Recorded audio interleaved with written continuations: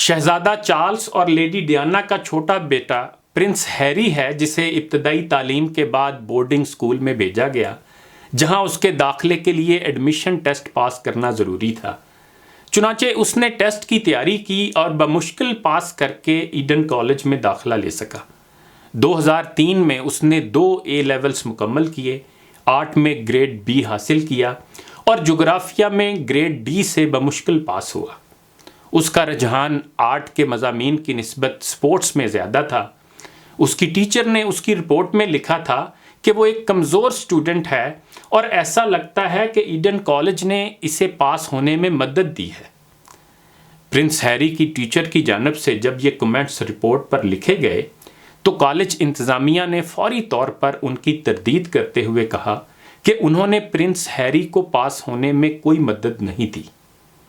تاہم کالج کے board of governors نے ایک کمیٹی بنا کر معاملے کی تحقیقات کا فیصلہ کیا۔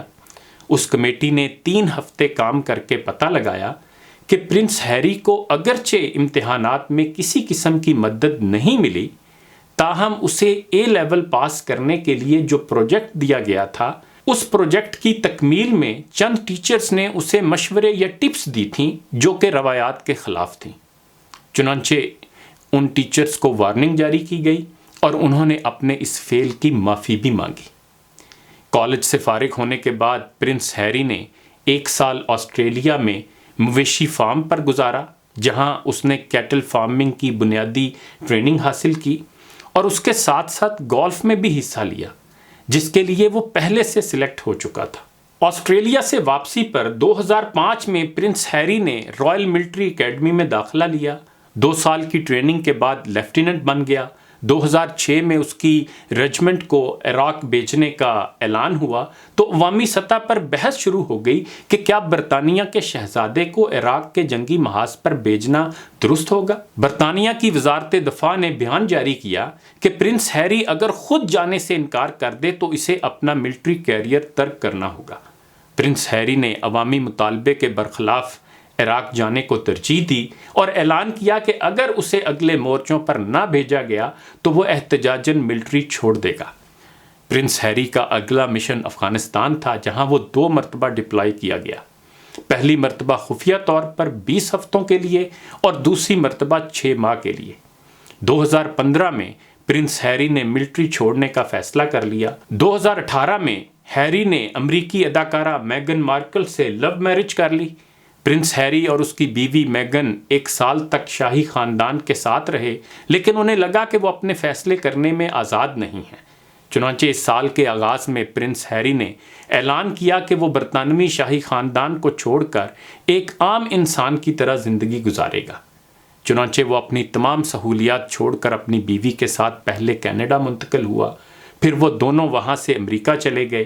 پچھلے دنوں کی ایک خبر کے مطابق پرنس ہیری اور اس کی بیوی ابھی تک مالی طور پر مشکلات کا شکار ہیں اور وہ اپنے پلان کے مطابق ابھی تک مالی طور پر مستحکم نہیں ہو سکے۔ برطانوی شاہی خاندان کے ترجمان کا کہنا ہے کہ وہ پرنس ہیری کی مدد کرنا بھی چاہیں تو نہیں کر سکیں گے، کیونکہ ایک تو پرنس ہیری ان سے مدد نہیں لے گا، دوسرا شاہی خاندان کے پاس اتنے وسائل نہیں کہ وہ امریکہ میں مقیم شاہی جوڑے کے اخراجات اٹھا سکیں۔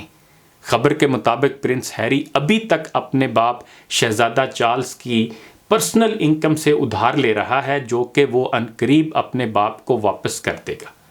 حال ہی میں پرنس ہیری کے ساتھ ایک امریکی تنظیم نے معاہدہ کیا ہے جس کے تحت وہ سال میں 50 کے قریب اداروں میں لیکچر دے گا، جن کا موضوع سماجی بہتری ہوگی۔ اس کے عوض اسے $1 ملین ملے گا، جس سے پرنس ہیری کی مالی مشکلات کم ہو سکیں گی۔ یہ ہیں حالات اس شاہی خاندان کے جو دنیا کا سب سے قدیم اور سب سے زیادہ ممالک پر حکمران رہا۔ پرنس ہیری کو نہ تو کبھی دوران تعلیم کوئی خاص مدد مل سکی، نہ ہی اسے مہاراجوں کی طرح نوکری ملی، نہ ہی اس کے پاس اتنے وسائل ہیں کہ وہ لاس اینجلس میں اپنا گھر خرید سکے اور کاروبار شروع کر سکے۔ دوسری طرف پاکستانی سیاستدانوں اور اشرافیہ کو دیکھیں جو ساری عمر انکم ٹیکس ریٹرنز میں خسارہ ظاہر کرتے ہیں، اور دوسری طرف ان کی اولادیں برطانیہ، دبئی، امریکہ میں اربوں کی جائیدادوں کی مالک بن جاتی ہیں۔ اگر مغربی ممالک ترقی یافتہ ہیں اور پاکستان کے حالات ویسے کے ویسے ہی ہیں تو اس کی وجہ وہ رویے ہیں جو دونوں اطراف میں پائے جاتے ہیں۔ مغرب میں آپ کو کم از کم ان کے اپنوں کے لیے اصول پسندی ملے گی، ایمانداری ملے گی، خلوص ملے گا۔ پاکستان میں آپ کو کرپشن ملے گی، اقربا پروری ملے گی، حرام خوری ملے گی۔ ان سب کے ہوتے ہوئے آپ تا قیامت کبھی مغرب کا مقابلہ نہیں کر سکیں گے۔ میری مانو چلو آؤ منجھتار میں جا کے موجوں سے ٹکرائیں، وگرنہ دیکھنا ساحل پہ سارے ڈوب جائیں گے۔ انہی گزارشات کے ساتھ اجازت چاہوں گا۔ اپنا خیال رکھیے گا۔ اللہ حافظ۔